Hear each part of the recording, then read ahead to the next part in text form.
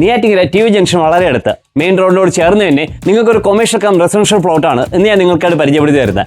10 saint സ്ഥലവും 2500 മുകളിൽ square ഫീറ്റും വരുന്ന ഒരു കൊമേഴ്ഷ്യൽ കം റെസിഡൻഷ്യൽ ബിൽഡിംഗ് കൂടെ ഈ വസ്തുവിൽ കൂടെ തന്നെ വരുന്നുണ്ട്. 2500 സ്ക്വയർ ഫീറ്റ് വരുന്ന ഒരു 2 നിലയുടെ ബിൽഡിംഗും ഈ 10 സെന്റിൽ തന്നെ അവൈലബിൾ ആണ്. അതിന്റെ താഴെ ഇപ്പം കൊമേഴ്ഷ്യൽ പർപ്പസിനാണ് വാടകയ്ക്ക് കൊടുത്തിരിക്കുന്നത്.